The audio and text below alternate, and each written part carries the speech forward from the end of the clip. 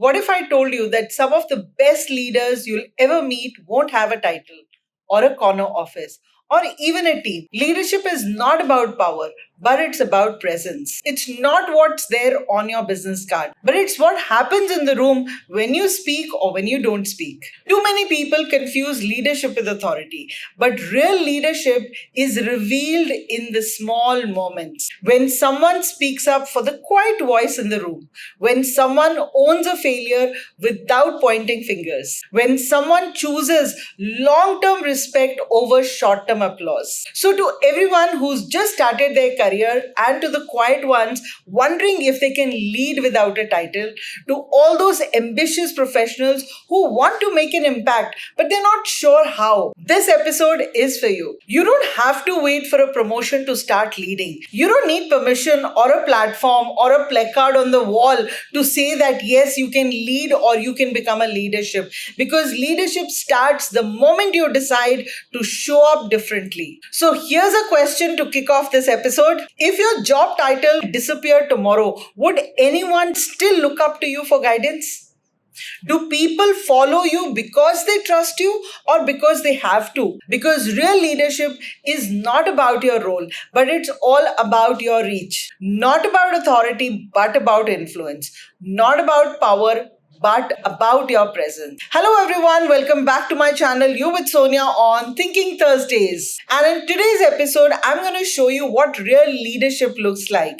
Not the kind found in the management books or the buzzword-filled keynotes, but the kind I've seen and lived over 30 years in the working world. And most importantly, I'm going to give you some practical tactics that you can use even if you're in the first year of your job. So without any further ado, let's dive in. But before that, grab your coffee mugs and hit the subscribe button if you've still not subscribed to my channel, and let's get started. Please understand that real leaders, they take ownership. They don't take credit of their teams. Leadership is most visible when things go wrong. Agreed? When a deadline is missed, when a project fails, when communication breaks down, leaders step up and say, I own this. Even when they weren't the only one responsible for that failure or for that project not going in the right direction or the communication system breaking down within the team. Years ago, I watched a young team member, I think just about 6 months into the job, taking accountability for a presentation that totally went off track.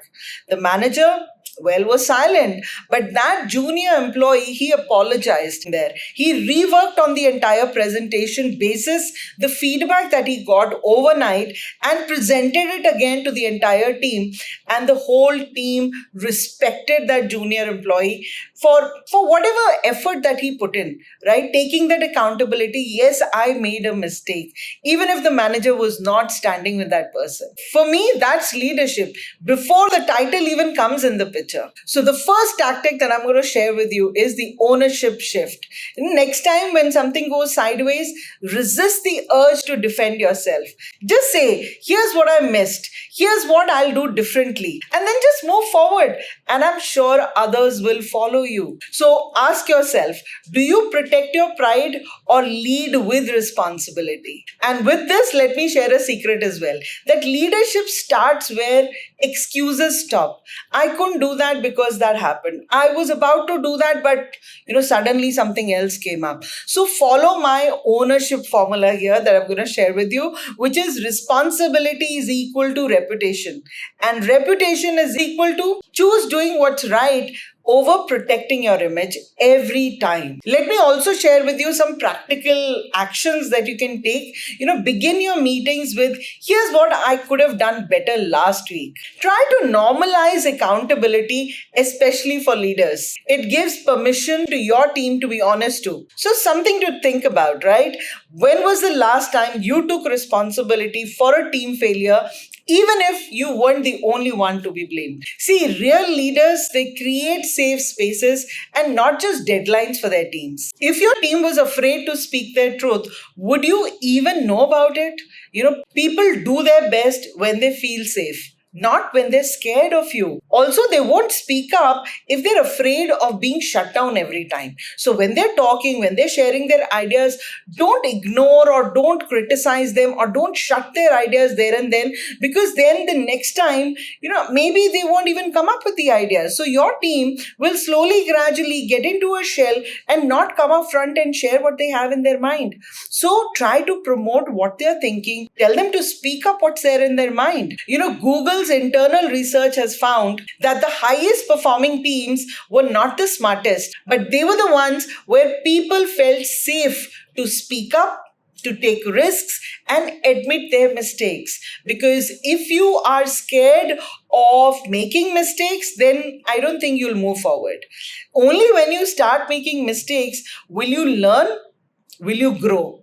Only if you start taking risks in your life will you actually try different areas, try different routes, try different ideas, which one would work out, which would not.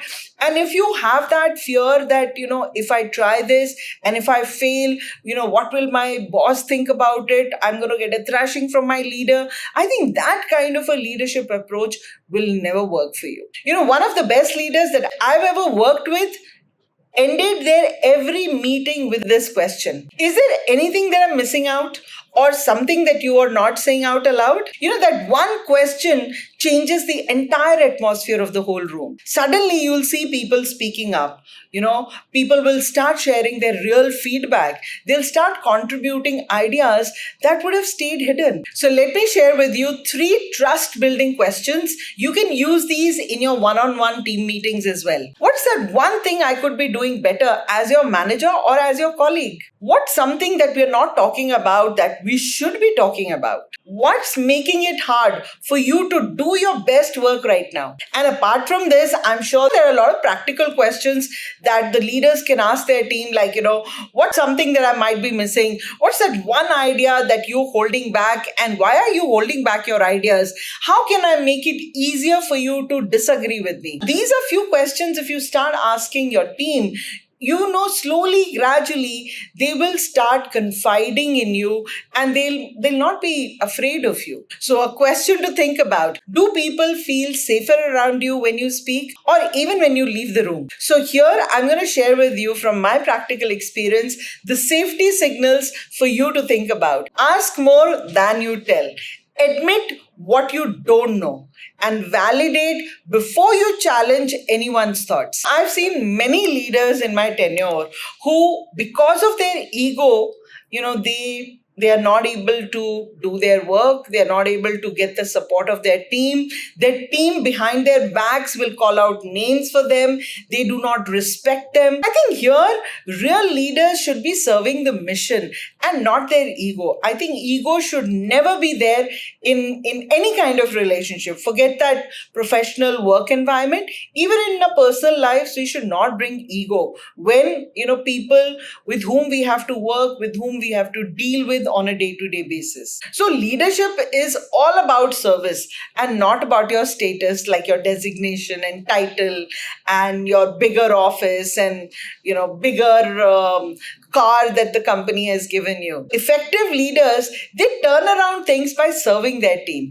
not by controlling them. Prioritize your team. Listen to them. Seek for their inputs. Here, the practical formula that I can give you is that service is bigger than self, your ego. So service is bigger than your ego. Before you make a decision, always ask yourself, does this help the mission or just makes me look good? Does this support my team, or I'm just kind of protecting my image? So in your next meeting, you could highlight someone else's idea. Let others also shine in your team. The best leaders don't need to be the smartest always in the room. They need to be more supportive. You could use this inversion rule, like flip the pyramid. Instead of thinking, how can my team serve my mission? Ask yourself, how can I serve their success? How can I add value? How can I be of help to them? And some practical actions that you can take today is ask your team, what's that one thing that is blocking your progress that I can possibly remove? Celebrate their wins more than you celebrate your own wins. Because when you have a team, it's like a close-knitted family. You have to celebrate celebrate them more than you celebrate yourself. Only then, they'll gain that confidence in you that you are equally concerned about them and their success more than just about your success. A thought provoking question that I'm going to leave you in this section is that do your team members, do your people in your team feel that they are being led in a good direction? They are being led with a successful vision in mind, or they are growing in your team, or they are being used, that they have good ideas, but you're taking credit for them. They are working very hard, but you're chilling in your office. Do they grow in real when you're leading them? Or are they shrinking, trying to meet your expectations?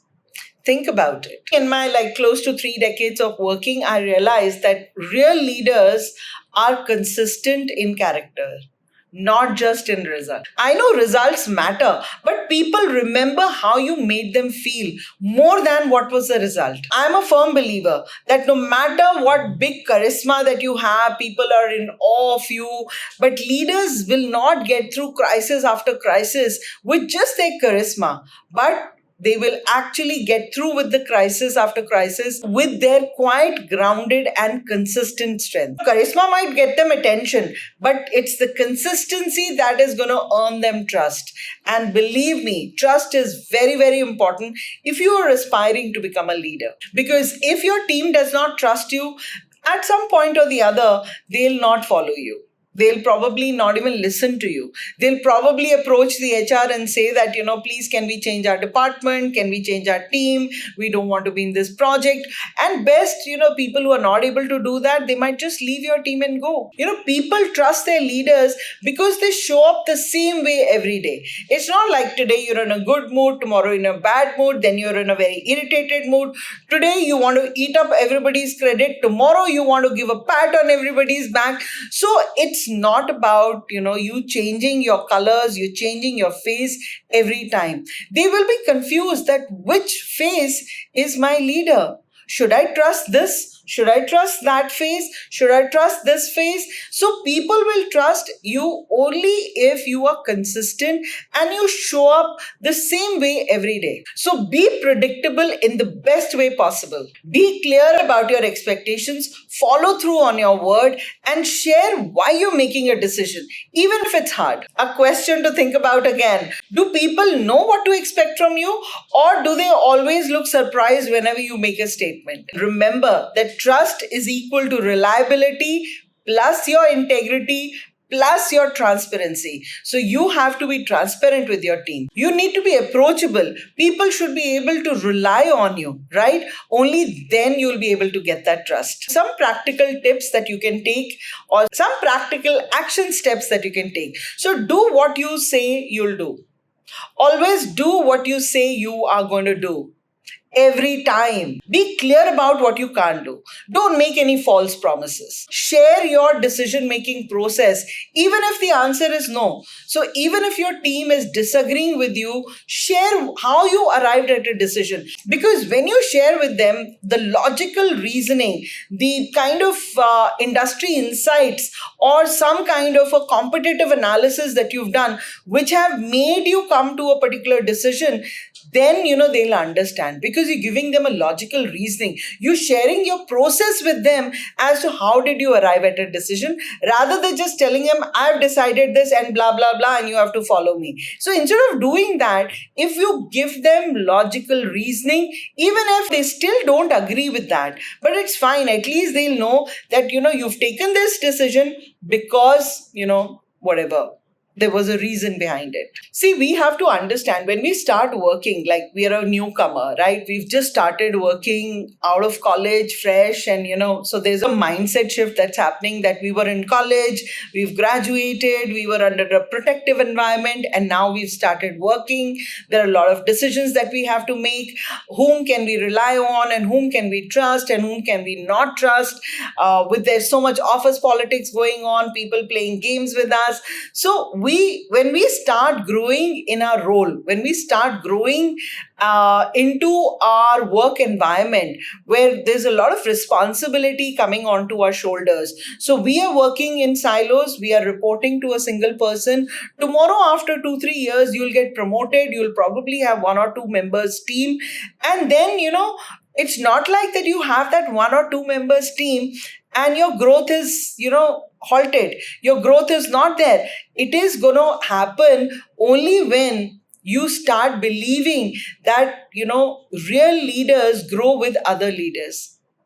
Only when you realize that, your growth is also going to happen. It's not like today two people are reporting to me, so I'm a leader now. I don't have to grow further. No, tomorrow you'll have 4 people. Then you'll have 10 people reporting to you. So similarly, when you're becoming a leader, your growth is aligned with how the other leaders are growing, because somebody groomed you, somebody made you a leader.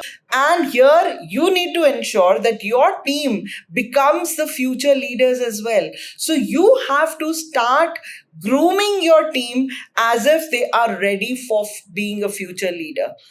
Taking on more responsibility, leading teams, so that your workload is like you can focus more on strategic decisions and you don't have to get into your day-to-day, work and day-to-day reporting of your team. You can delegate responsibility and have one or two people reporting to them, and your frontline team can report to you and give you your entire thing. But when you're meeting, you meet your entire team. It should not be just those front benchers who are, always meeting. You should give the opportunity for others also to meet you, but you should create that front line, because then what you're trying to do is you're grooming that front line to be the future leaders. And when you start doing that, you are growing at a much faster pace than you can even think about. So if your success ends with you, then you're not leading, you're just managing things. So remember, leadership multiplies itself. It's not about you becoming great, but it's about others becoming greater because of you. I had a manager once who told me that if I'm doing your job a year from now also, then which means I've failed. That mindset, changed a lot inside me in terms of leadership. Within a year, I was training other people. He built leaders. He believed in building leaders, and not just people who were following him. He never needed followers, but he wanted to build a team of leaders beneath him. Here, I think I'm going to give you my leadership ladder, which is give people projects, not just tasks to do. Let them struggle a little. Let them struggle a little. Don't rescue them too fast. A little problem and you go running to them to offer your support, offer your advice, and roll up your sleeves, start working with them. Let them, just learn the harder way. Let them struggle with a little. If they've run out of all options and they're still struggling, that's when you should go and approach them and guide them. They'll value your advice more when they've already tried all kind of routes and still things are not working out. They will really appreciate your advice at that point of time. And lastly, I think coach them. Don't become their teacher every time, Become their coach, mentor them, but don't become their, micromanager or their teacher. They've had their teachers in schools and colleges, right? They don't need any more teachers. They need somebody to coach them, to guide them, how to keep, floating and keep swimming in this big ocean of professional work life. So here, again, a question to think about. Who's growing under your leadership today? Can you answer that? And who will lead because of you tomorrow? See, it's a very happy feeling when you've groomed some leaders and they're doing so well. You feel so proud, right? Remember, your job is not to be the smartest person in the room, like I said. It is to build those smart people in the room. And how can you do that? Create some stretch roles for them. Assign projects that challenge them, not just makes them occupied in the office. Share the credit. Ask yourself, who else helped me make this happen? And say it out loud, and keep mentoring them even when there is no formal, program happening in the office. That brings us to the end of our episode. Let me leave you with this. You don't need a title to lead. You don't need years of experience. What you need is willingness to show up every day with courage, with humility and with service mindset. So, to all the early career professionals watching this, don't wait for a promotion to act like a leader. Start practicing now. Leadership is not a future goal, it's your present decision that you take. And to all the aspiring leaders in the middle of their careers, the way you treat people today is the legacy you leave behind tomorrow. Okay, let me ask you one last question. Would you follow yourself today? If not yet, then what's that one change you can make starting today? If this sparked something in you, then drop a comment. One leadership habit that I'm working on is complete this sentence and share with me. Looking forward to hearing what your thoughts are on this. Let's all grow together. And if you found this episode useful, share it with somebody who's ready to step into leadership, even if they don't think they're ready yet. And of course, a humble request for you to subscribe to my channel, as every Thursday I bring meaningful episodes that in some way add value to your professional life, to your work life. Have a great day, everyone, and I'm going to see you in my next video. Bye-bye.